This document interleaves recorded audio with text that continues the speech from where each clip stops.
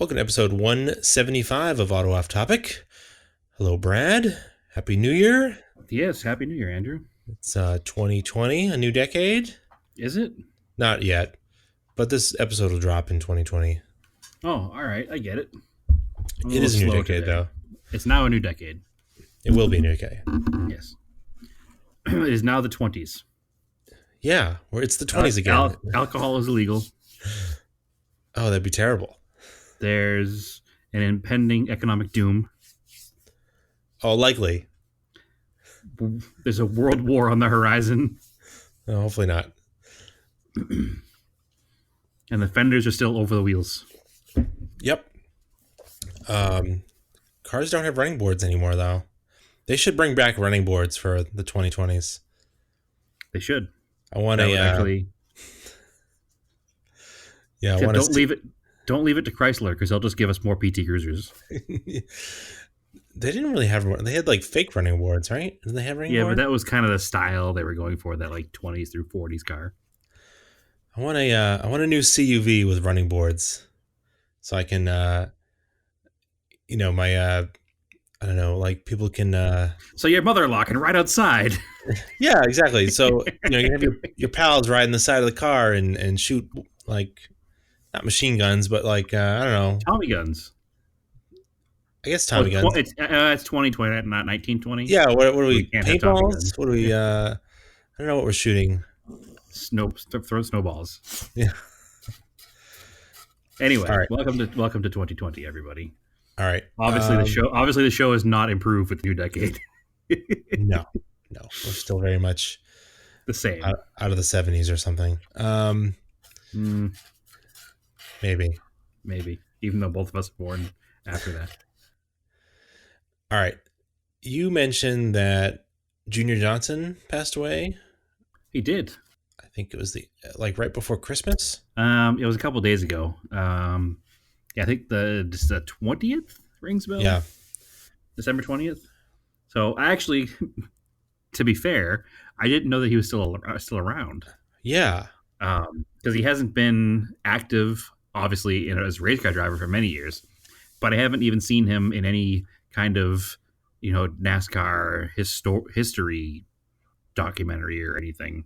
Not that I watch a lot of NASCAR history documentaries, but I feel like I still sometimes see like Richard Petty, Right. or Darrell Waltrip. I mean, Those old timey drivers. I mean, not to be morbid, but I mean, if you're in the death pool for NASCAR drivers, you got to go with Richard Petty next. I mean, he's like the what's his name from the Rolling Stones? Keith Richards. Yeah, he's like the Keith Richards of NASCAR, though. He's looked like he's been 110 since 1988. Yeah, it's crazy. So, yeah, he's still around. But yeah, Junior Johnson passed away. He was one of the early NASCAR drivers. He won the Daytona 500 in 1960. Yeah, I'm not really familiar with him. It was one of the first few years of the Daytona 500. He was a winner of. So he was part of the original NASCAR season. So he was present in 1955 when the whole thing started. So, and his family was a bootlegging family, and he was part of that actual NASCAR history of bootleggers running their 40 Fords through the woods, escaping the cops. Mm-hmm. So he's one of the originals. He raced for less than 20 years. I think like 15 years he raced for. Yeah. So from 55 until 1970, Mm-hmm. which it's funny to think that 1955 and 1970 are only 15 years apart. Oh, yeah. Because not having been from that era, obviously, that seems like such a huge change in the world. So you had 1955 NASCAR cars, which were showroom stock cars with maybe a roll bar, raced on sand. Yeah. And then by 1970, you had almost what you have today with a reasonable facsimile of a street car around a tube chassis.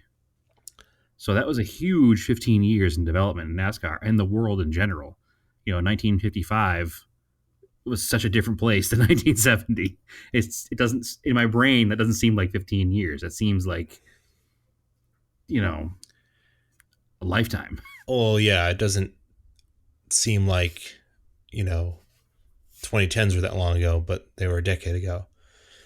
Well, but what I'm saying is, if in the year 2000 and the year 2020, there hasn't been nearly as much epic change as there was between 55 and 70, Well, and not, I don't think there has been, and not having lived through that time, I don't think that I can I can grasp how much things change from 55 to 70.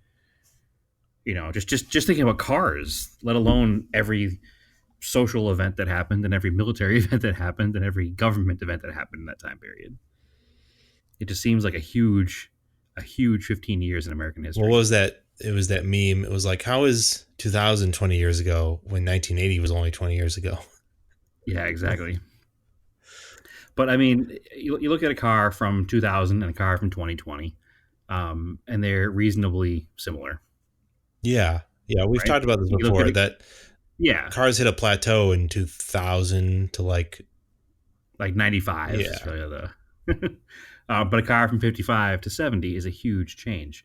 And you just think about, if you watch a TV show from 1955 to a TV show to 1970, and how much just the view of the world was different in those 15 years. So anyway, that's when he raced. So 55 to 70. Um, he was very successful, had a bunch of wins. Um, I think he had 50 or more victories, which is huge for the era because there was so many different drivers and so few rules at the beginning that it was hard to get a lot of victories unless you were really creative in your winning. But Right. so I don't know a bunch about him. I do know that he was successful in the early days. He's one of, like, the grandfathers of the sport. I do know that he was pardoned, a presidential pardon from Ronald Reagan one year Huh. because he was convicted in the 50s for moonshine running. Oh. Yeah. Hmm. So because of his, celebrity stature, in the 80s he was pardoned by the president when he do those, around, what is it, Thanksgiving they do that. Yeah. So, but he was a interesting character. He's the kind of guy you always saw driving around the racetrack in his open face helmet with a cigar hanging out of his mouth. Hmm. The old school NASCAR drivers. But yeah, he's a interesting character, and he's one of the grandfathers of NASCAR racing and racing in general in this country. Because, like it or not, NASCAR really shaped a lot of what sports car racing and car racing in this country became over the years. Mm-hmm. So we may not be huge NASCAR fans now, but there's no denying the popularity of the sport from, the 70s through the 90s. So anyway, so rest in peace, Jimmy Johnson. Yep. So 31 to 2019. So we were just discussing that it's New Year's, and that means we wrapped up the holiday season.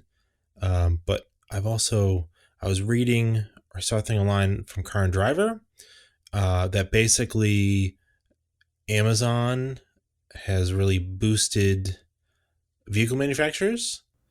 Okay. Because of cargo van sales. Okay.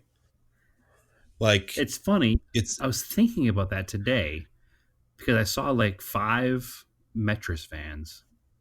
Right. That were all Amazon branded. Right. It's this, that's the last mile delivery, they call it.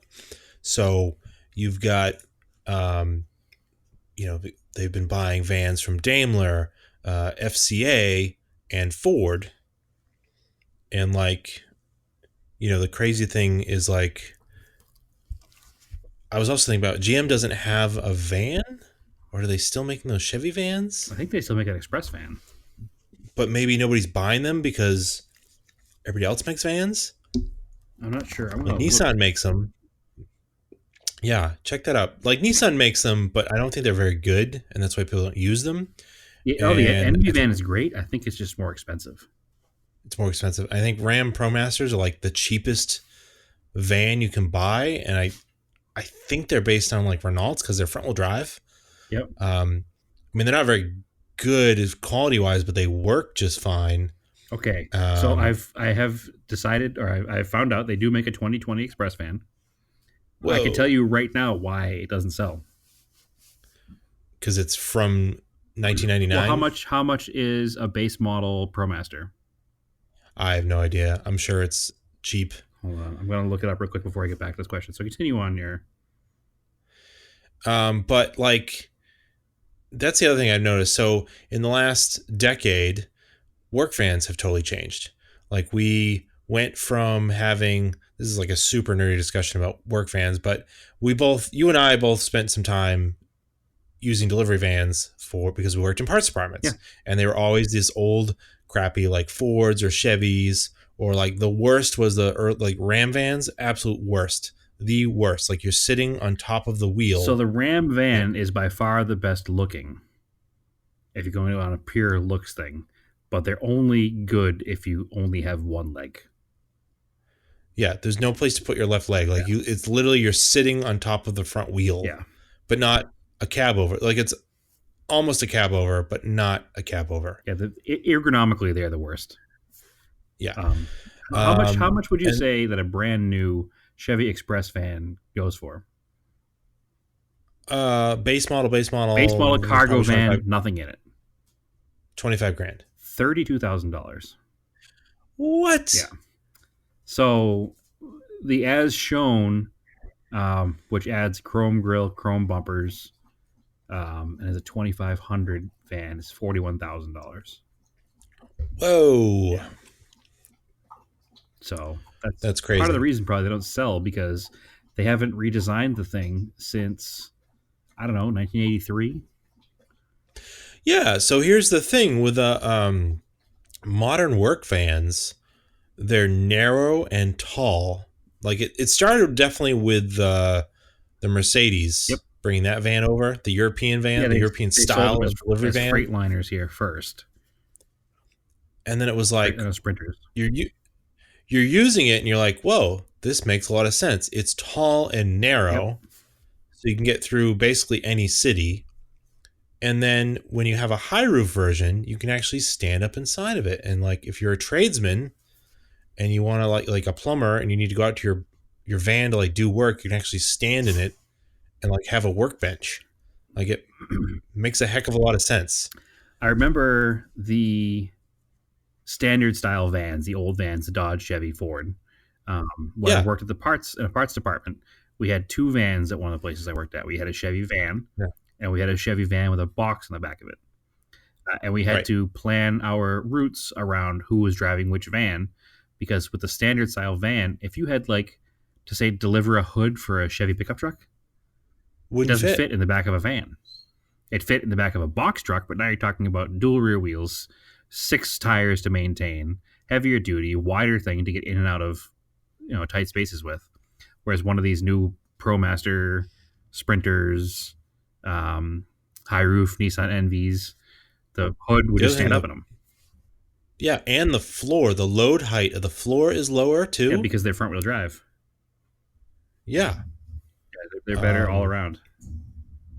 Well, I think the ProMaster is the only one that's front wheel drive. The Ford's rear wheel drive, the Daimler's rear wheel drive. But yeah, and the Nissans, well, some of the Nissans are front wheel drive because they're based on like the small ones. See, Nissan's got a good idea with the small ones. They're based on like an Altima and like a Sentra. Yep. For like really last mile, like tiny deliveries. Yep. Well, I know a lot of maintenance guys drive the small little Nissan ones. Yeah, because you don't really need a giant van. Right. Once you start using a van, you're like, most of the time this thing's empty. I'm driving it around empty. It's like kind of silly. But I've even seen the Ram ProMasters use as mail trucks too. Yep, so I've seen them a lot recently.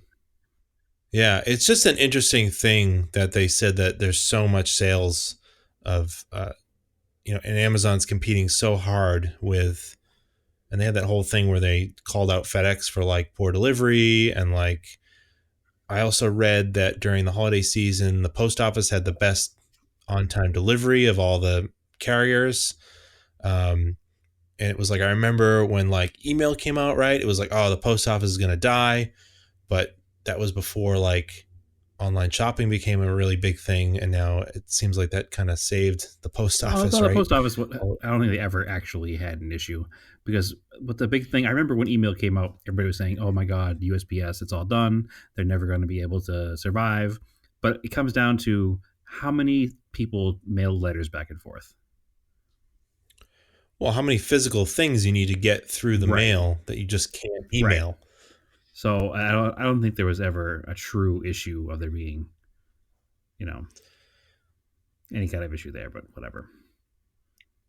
But it's interesting that, there's such a massive company. They're like, well, we're just going to start our own delivery, because there's just so much to deliver that the other carriers can't keep up. It's interesting because a lot of these things people were talking about helping traffic in the future. Like they say Uber and Lyft will cut down on traffic, and Amazon will cut down on traffic, and because people will be going to the stores. But the problem is, Uber and Lyft aren't helping because you're only putting one person in a car, so the car is out there no matter what. And Amazon is putting all of these delivery vans out there, and they're clogging up a lot of major arteries with their deliveries, especially when it comes to a big town like a Boston or New York City. If you have Amazon Prime, now not only do you have your USPS trucks and your UPS trucks and your FedEx trucks and your DHL trucks, now you've added a whole nother truck line to the fleet here. So now we have the Amazon delivery trucks. So it's making things worse. But you're right. The one thing it is helping is the van sales department. Yeah, but then you think about, like, it's not a big deal if you're spreading it out over like semi trucks, because but it's this last mile they call it. So, and then the other thing that's interesting to me is that Amazon's like, we're just going to buy vans, whereas the post office was like, we're going to design a vehicle specifically to deliver mail. And they did that 20, 30 years ago, and they still use it to this day, which is, I guess they got their money's worth out of it. They're finally finishing with it, and they have to replace it with something. I forget what they decided they have to replace it because Ford's not making the Ranger anymore to underpin it. Yeah, and then like UPS has their own specific vehicle that's a UPS truck. It's like designed for them, and then I think FedEx has their own version of that. I was always bought vans. Yeah, but I think they have their own version of a box truck or a panel truck. I think they're configurated versions of other trucks, though. They're not. Yeah, are they? They're not a specific like UPS. Yeah, it's just interesting to me that we have these different approaches to package delivery. Well, when Amazon really started pushing the Prime and the one-day delivery and all of that, they were hiring people with beat up old Volkswagen Jettas. Like, I remember a guy pulled up in front of my house once in like a 96 Accord with like panels falling off of it. I was like, I'm here with your Amazon package. It's like, are you really? Because, well, I don't know how this went down. I mean, I was seeing ads for UPS. They wanted people to use their own vehicles. They would pay you to use your own vehicle to deliver packages during the holiday season. It's crazy the amount of volume, and you just need it to happen. It's just kind of bananas, gig economy we live in now. So enough about delivery trucks. So let's talk about maybe there's some car trends you want to see disappear in the next decade. Are we talking OEM trends, or are we talking aftermarket trends? Anything at all. Like, I am over black wheels with the machine face. I don't want to see those on new cars anymore at all. You can't say you're over them because you were never for them. Yeah. So I don't want to see them ever again. And actually, that goes for aftermarket as well, because the OEM manufacturers sell that design, a lot of the aftermarket companies are going to that design. So, and they're super ugly. Yeah, they're awful. It looks terrible. Are we doing last decade, or are we talking the last 20 years from the millennium? No, from 2010 to now. This started before that, but pickup trucks that aren't pickup trucks, like car-based pickup trucks that don't admit to being car-based pickup trucks. Wait, what are you saying? I don't know, like an El Camino. Like El Camino is fine because It's a car, and it doesn't make any bones about being a car. It's a car with a big trunk. What I'm saying is like I mean, a I know Honda that Element, not a Honda. Excuse me, a Honda um, a Ridgeline. Ridgeline. Yeah, a Ridgeline, or Why? Because they call it a truck. yeah, they're not trucks. So a definition, a truck has to have a frame for No, you. it needs to be a truck thing. It needs to do truck things. It needs to have a bed that you can put things in. It needs to have. When's the last time you saw a Ridgeline with stuff in it? Never. It's got a seat 36 and smell like steak. Yes, it has to be a Canyonero. No, it's an SUV. It's a whole other story for a whole other day. No, a lot of these trucks that have tiny little beds, or I Yeah. just don't like it. Oh, hello, Yeah, Ollie. he's growling next to me here. I don't know what he's wanting. He's getting fired up Yeah. about it. He doesn't like so fake trucks either. Like an avalanche. Yeah, that kind of truck. Like just make it a Okay. truck. Okay. Like if you want Okay. if you don't want a truck, don't buy a truck. All right. Maybe I'm just completely Speaking of- off topic here, or out of line here, but I was thinking about it earlier. Yeah, but you know what? Sometimes that Ridgeline is just the right amount of truck for someone. They don't actually need the F-150 or the Silverado. They just need what the Ridgeline can offer. I don't understand why anybody would need that vehicle. Because you don't always need a truck, but you need to put stuff in the car that's taller than the opening. I don't know. I feel like they could just rent a pickup truck when they needed it. This is also true. But, clearly it fits a market and they do sell. So I guess what Yeah, do we but so know? do black wheels with polished faces. Well, they force them to go on cars, so it's like you don't really have a choice. Cars just come with them. All right. So my first serious one then would be Crackle Tunes. Okay. Yep. Okay. I mean, I've only noticed them in the last Last year or two. but I'm over it. So Mhm. over it. If your car pops and backfires while driving around a parking lot, it sounds broken, number one. You're offending Yeah. my ears, number two. And you're clearly just looking for attention. So, True. Crackle Tunes, Uh, you gotta go. all right. And in the same vein, like Mega Camber, Yeah, I'm not a huge fan of that either. I'm done with it. It really caught its stride, I think, in the mid 2010s. And yeah, I'm over it. I don't like it. I don't mind a car that's like super low and has like really aggressive fitment. I just don't like this like super 25-degree camber. camber. Yeah. How about zombie oh build my God, the cars? worst. I'm all done with. Please don't. I know The Walking Dead was like one of the biggest shows of the 2010s, but I don't. We don't need a zombie car. Right. But so was Breaking Bad, and not everybody's driving around in a Fleetwood Bounder. So let's. Yeah. You remember the Hyundai tie-in, the early Walking Dead? It was like it was a Walking Dead edition Tucson. It was, bloody Yeah, handprint and, stickers all across the bottom of it. oh, right. But I was thinking of the Veloster that was like that. I don't remember the Veloster. They had one in the commercial with all like spikes sticking out of it or something. I don't remember that. I just remember the. Was it a Hyundai or was it a Kia that had the SUV? I think it was a Hyundai. I think it was a Hyundai. Hyundai had a tie-in. Because it actually had legitimately Super dumb. like bloody handprint stickers on it from the factory. But Hyundai's known for doing weird things because they have a Iron Man tie-in right now with the Kona. Yeah. Have you seen one of those?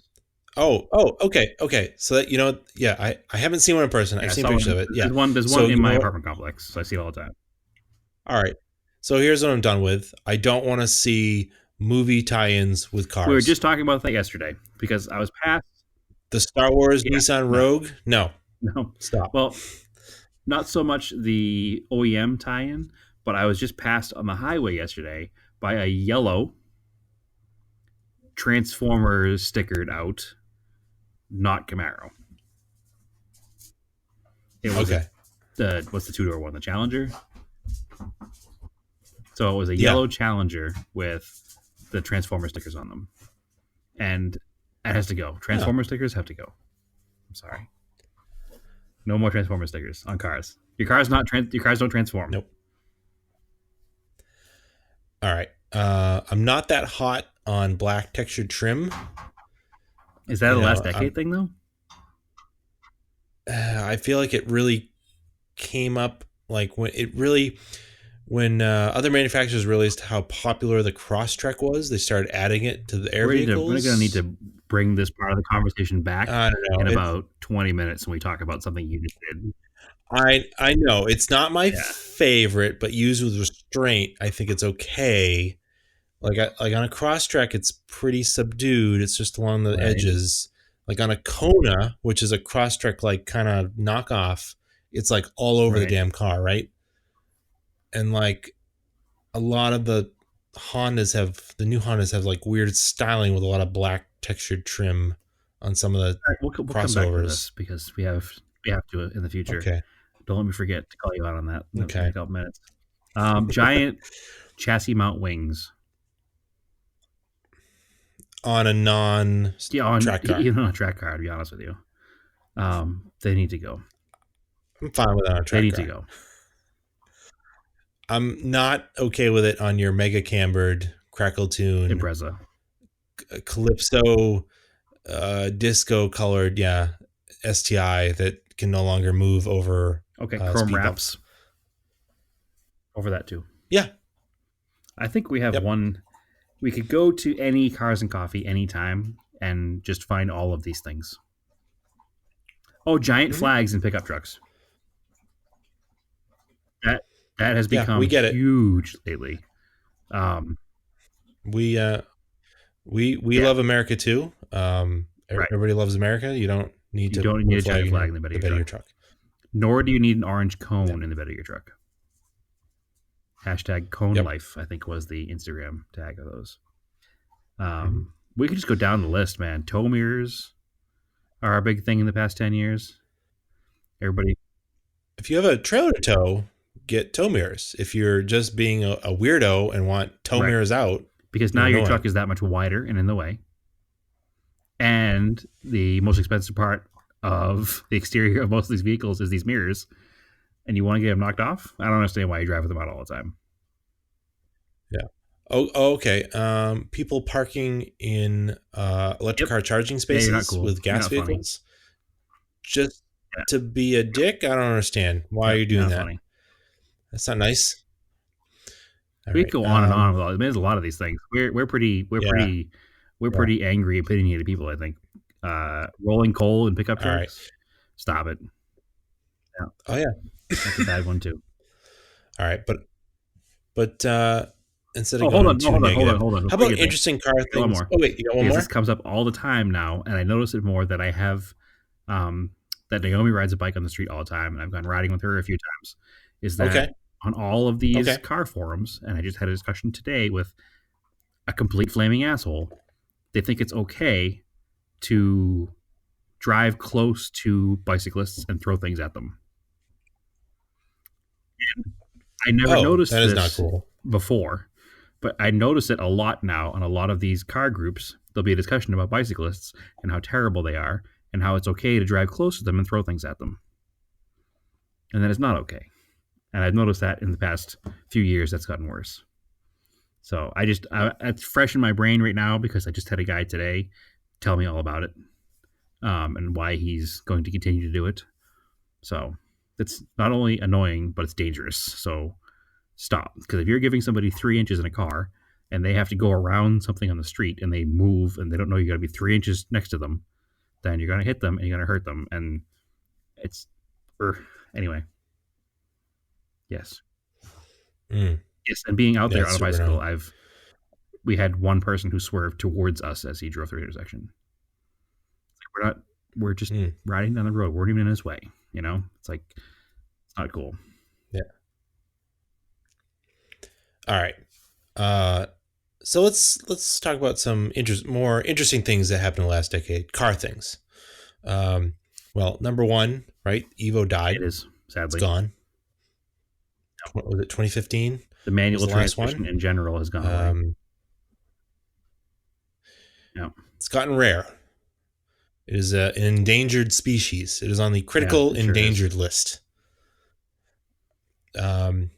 Mainstream electrification again has because become it was a thing. in the early turn of the last century. It was as well. Well, we've already turned No, the I'm new saying century. at the turn of the century. So in the teens before, electrification was a big thing. Yeah. And it became again in the teens in this century. So there was a big gas versus electric battle before. I think we talked about it on the podcast before. And here we are again in the teens again with a gas versus electric battle again. But I was just thinking that like Teslas didn't really exist before. No, I don't think they did at all, did they? There was the Roadster. Yeah. Maybe the Roadster was out in like 2008, but like Teslas as a car company really didn't become a big thing until the 2010s.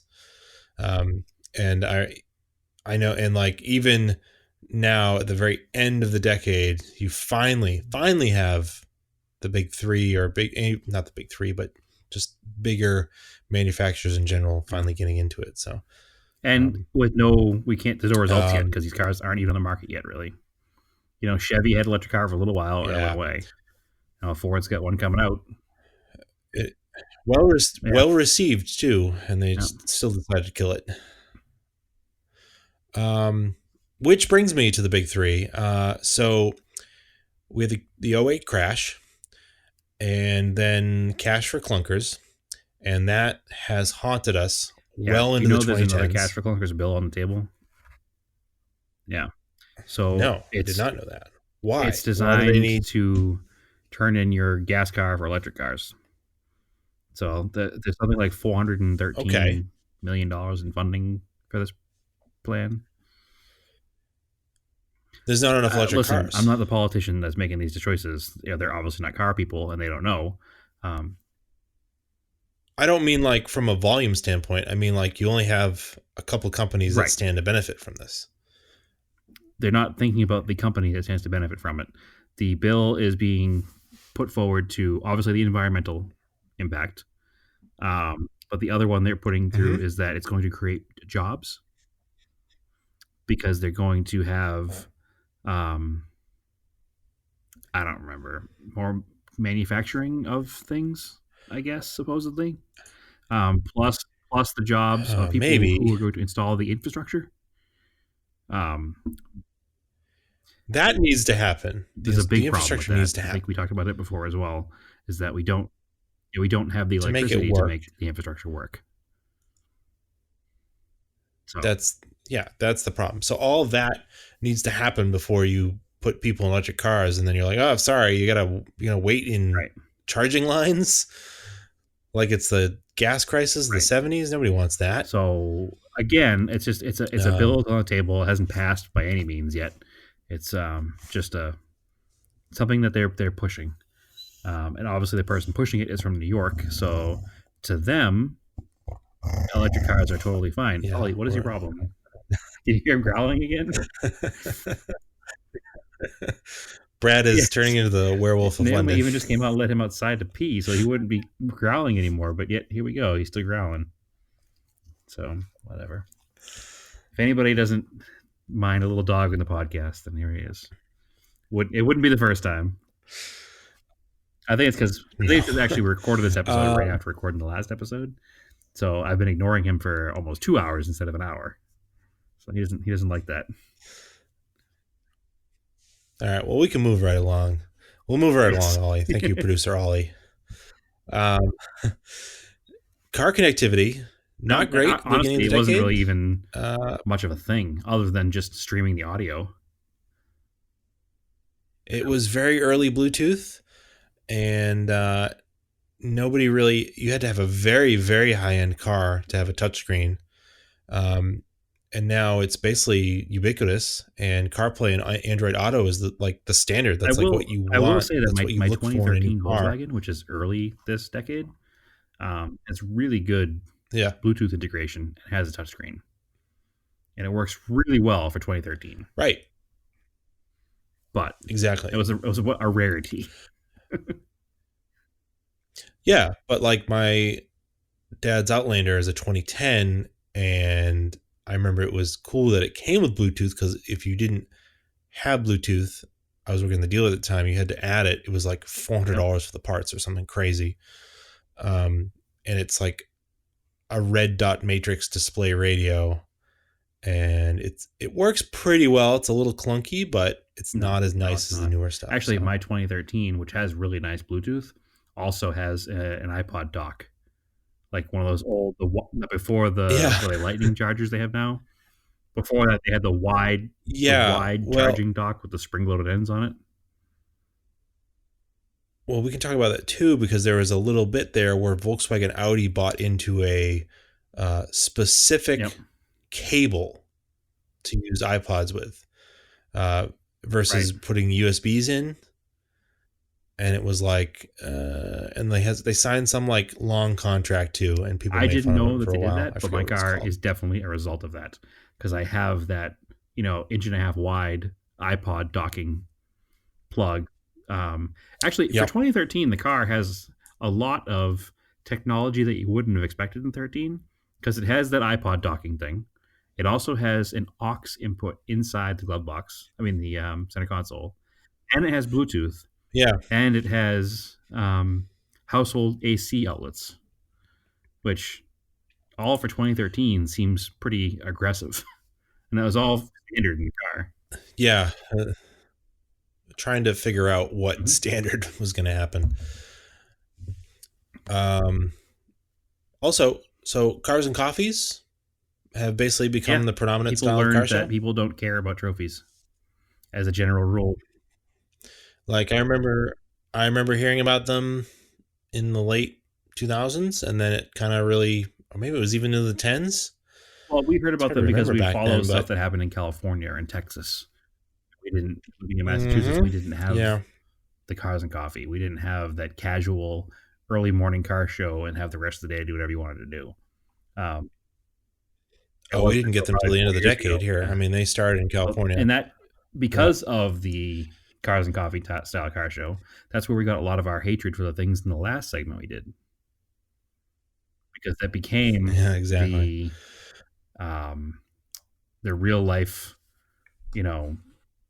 place to meet up and show off all these dumb things that you can buy on wish.com for your car.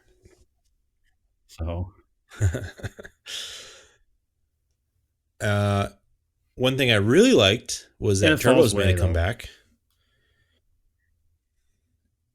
Yeah, I mean, they were used as like power adders for fuel economy, but a lot of cars had them and came back with them. Yeah, no, I definitely am down with the return of the turbo. It's neat that they have them. I don't think that they really make that much of a difference in fuel economy.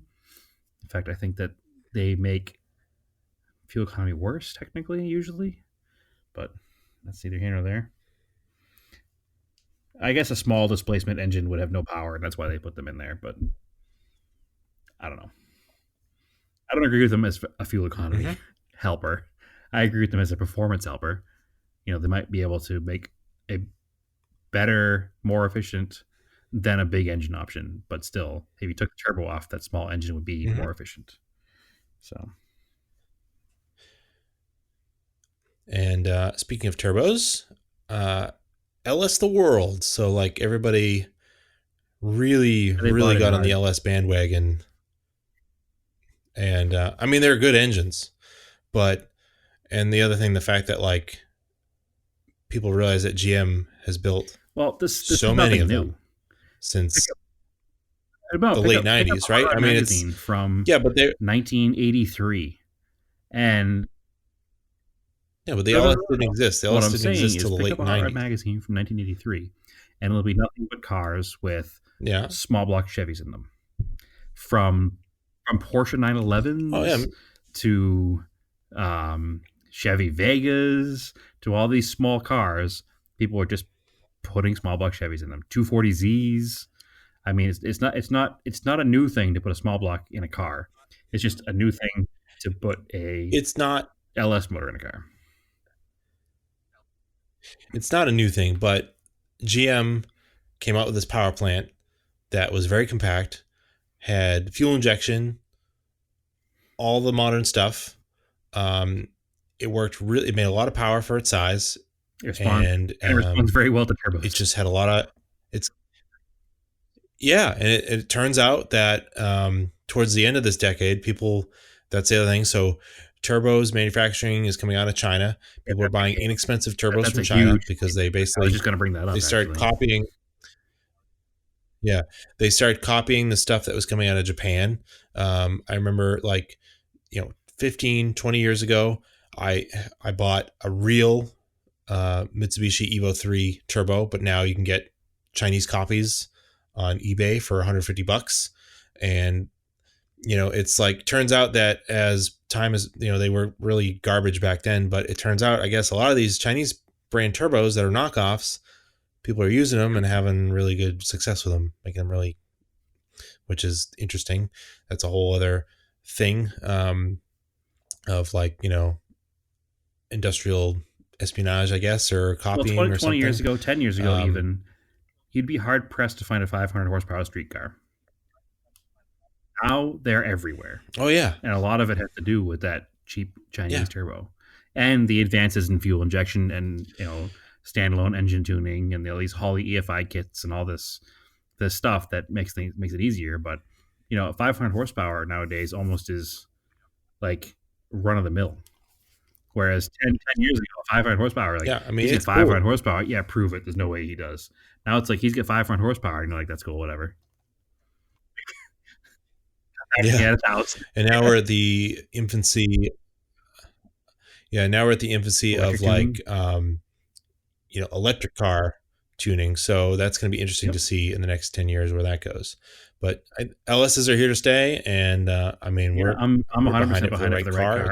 I don't agree with taking something like an RX-7 and putting an LS in it because that's a personal thing that I don't like.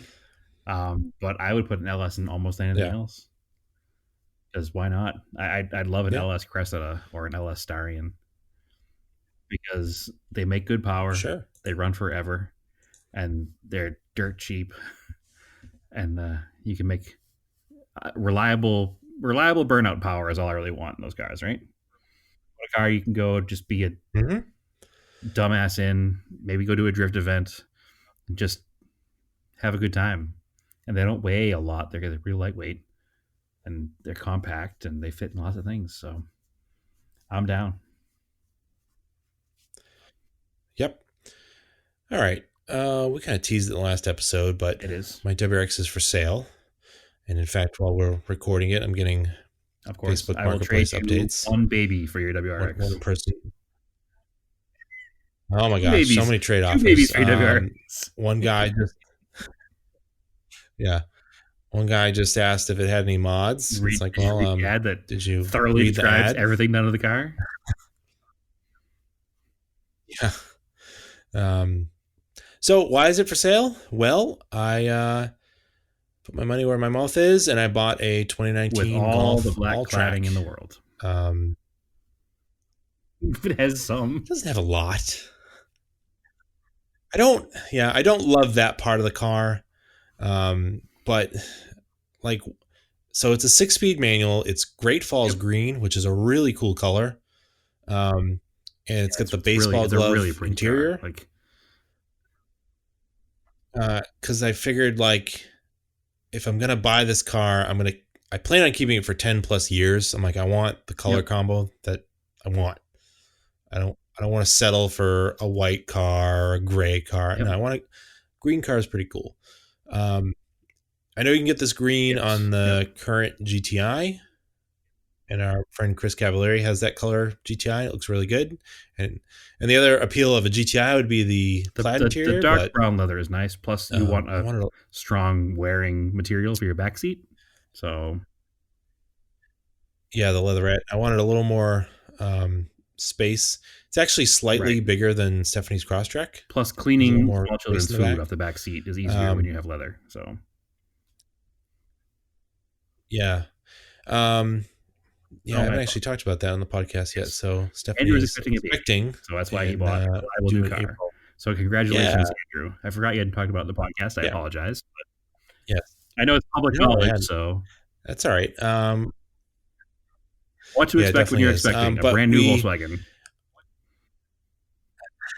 yeah, you know, new year, new car. It's already Yeah, old whatever. because Brand it'll new. be 2020. But it's the last Yep. year that they're making the wagons. That's the other thing we've talked about in the last decade. CUVs, SUVs basically replaced sedans. So yes, this car, I guess in the US, does not sell that well. However, the dealer, I don't know if he was telling me this to make me feel good. The salesman's like, "Oh, in our area," he's like, "we sell a lot of these wagons. We're kind of bummed to see them go." Well, you And bought they it did in have a southern lot New on the Hampshire, lot. So like western southern New Hampshire. yeah, So it's a very Subaru yeah, heavy close to area, Vermont. and people want a Subaru alternative, which this car is definitely a Exactly. Subaru alternative.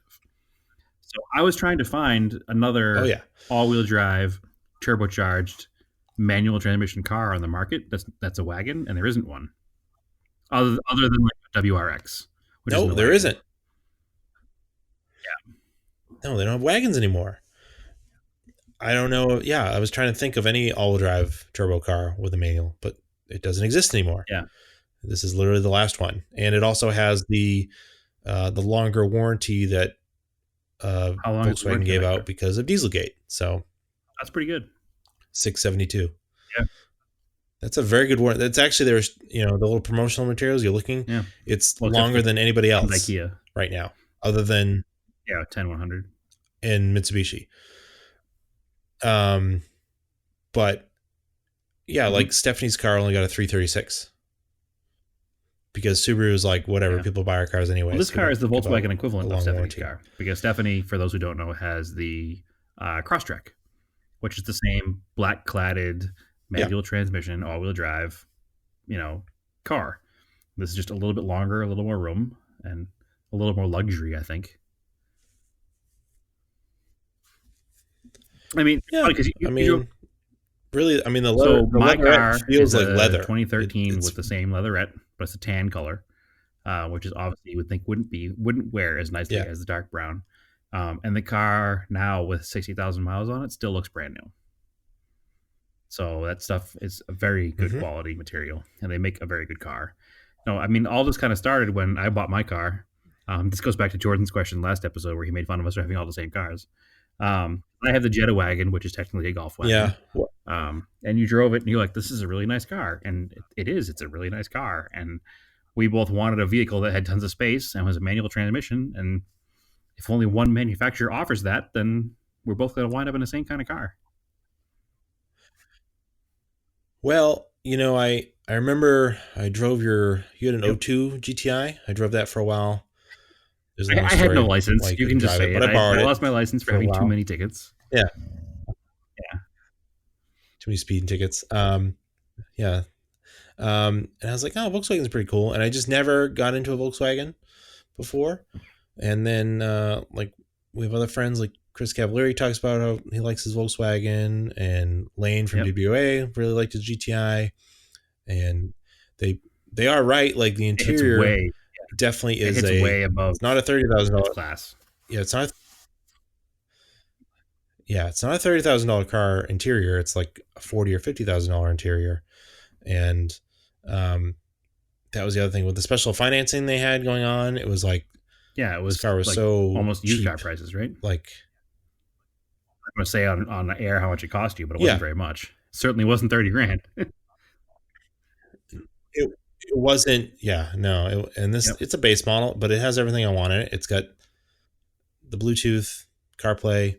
It actually has forward collision warning and like lane departure and all that stuff, and it's cool because you can turn everything off if you don't want to use it. The heated seats too. Nice. Actually, it's got heated seats. Yep, all the winter stuff. And then interestingly, the guy was showing me in the hatch. I didn't realize. I wonder if your car does this too. The floor in the hatch area, you can pull out the supports, and the floor actually gets lower. Mine definitely does. You need more vertical height. Yeah. So that's pretty cool. And it's interesting that it's got a pass through the 60-40 split seat. So I guess you could have two people sitting I in don't it have and that. I then have put skis through, which regular is kind of cool. 60/40 split. Doesn't have a fancy Or an ski Audi. bag like a BMW, but Yeah, I've always had Volkswagens and Audis, and Yeah. I've never, like, other than my Mitsubishi fanaticism, my other cars have, almost always been. Whenever I financed and bought a newer car, it's almost always been a Volkswagen or an Audi. So I think this is a great purchase, and you'll be happy with it for a long time. Now, see, I think, Jordan was talking about having the same car and how it's kind of weird, but I thought it would be really weird if both me and Because you live Stephanie in the had same cross house. tracks, like just different color Very- cross tracks. Yeah, like that's weird. And there's like a house nearby that we drive by, and they've got Yeah, it's weird. 3 cross tracks in the driveway, like 2 new ones and one Yeah, the that's last weird. body style. You're like, We were just mentioning- okay. We were just mentioning yesterday because we drove by To me, it's weird. a house that has a like horseshoe driveway, and in the driveway they were 4 Ford pickup trucks. Yeah. I was like, it's strange to have 4 Ford pickup trucks in your family. I think, like, have a little variety. Yeah. But anyway, I think you made a good that's just purchase. us. The car is a good deal. So It's a good car. It'll last you for 10 I years. think so It's a too. great baby wagon. Tons of room, long wearing interior. What else would you want? Yeah, I can't wait to drive it. Yeah. I'm curious how it feels compared to the older diesel version. I know it's got more horsepower than the diesel, but obviously less torque. So I'm interested to drive it and feel what it feels like. I assume it probably feels similar because I had a 2002 Jetta GLI for a while, that blue one with the 180 in the 118 and 5-speed. Yeah. And I didn't have that long ago, probably 3-4 years ago. So I think I'm wondering how it feels in comparison to that, which was a very entertaining car to drive.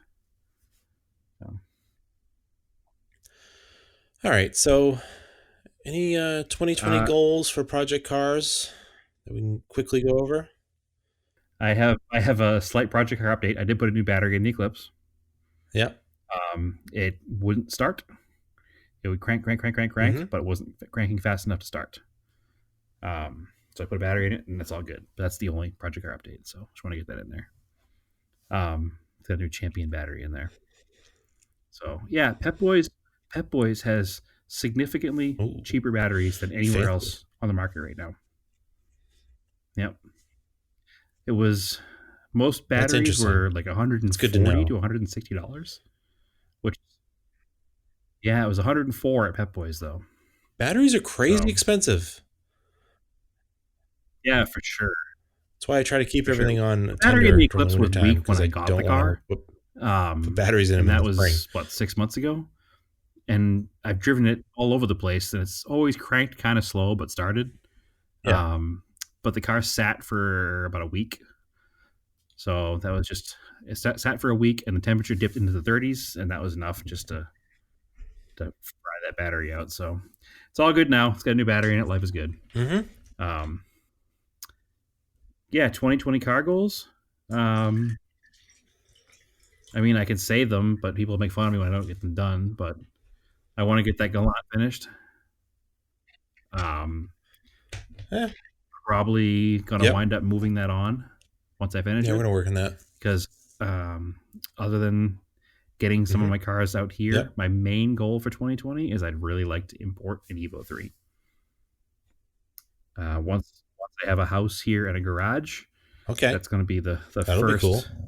The first goal, I think, is to work on importing that car because they're not super expensive.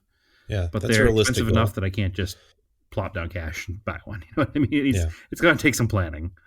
So I think it'll be.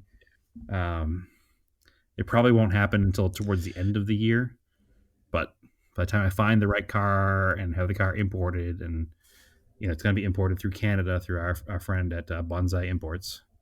I've already talked to him about it a little bit, so it seems like it's going to happen. It's just going to require a little bit of finagling and moving some things around. So that's the main goal. As far as my personal stuff goes, we have some podcast goals. I know you and I want to have some merch out pretty soon. The website, we own the domain now, so that's good. So we have to get that up and running as well, where we could put more content than just on Instagram. That's right. What do you have for goals other than learning how to be a dad? Yeah, well, basically the reason why I got a new car is so that in my limited amount of time, when I need to work on a car, I don't have to work on the car that I need to get to work with. I can just, Right. or if the Montero acts up, I can just put it aside and work on it. And the same thing with the Golf with the Galant and the Talon. When I want to do something to them, I can just do something to them. I don't have to worry about like, the time I have to work on my fun cars, I now am spending on my daily driver, which was super frustrating and annoying even before. So that will just be hopefully a time saver as far as that. And I don't have to worry about it. All I have to do is wash it and like clean it. So yes, get oil changes. Yep. And then, which I've been doing with a dealer on mine just because of the warranty. Exactly. And it's been a pretty positive experience. It costs a little bit more, but the Volkswagen dealer on 114 washes the car inside and out for you every time you go there. So it's worth it. And then I'll probably try to put the intercooler in the Talon. I've talked about this before, new wideband. It's only a couple things to it. It's already lowered. It's got the nice wheels on it. So I just need to drive both of them more. The Galant's, I got it running better than it was at the end of last year. So it's really just drive stuff and go to more shows, go to more like things when I can. Yeah, well, it's easier to have the cars running, and when you do have a free weekend to go to a show, you can take a kid to a car show. Yeah. You know, it's not that big deal. It's not like going racing or something where you won't be able to be by the kid's side, you know. So, well, I'm excited for this year for all of those things, and especially for baby Andrew. Yeah, but we'll see. We'll see how many of these goals come true, and hopefully all of them. Cool. All right. So you can follow us on Facebook, Auto Off Topic Podcast, Auto Off Topic on Instagram, me, Raced in Anger on Instagram, and Brad, where can they find you? Don't forget to message Andrew if you're interested in purchasing a 2004 WRX. That's right. You can find me at TSISS350. All right. Is all I need to add? And don't forget to join up on the Gearhead Project forums as well. Yes. So as always, keep cars analog and aim for the roses.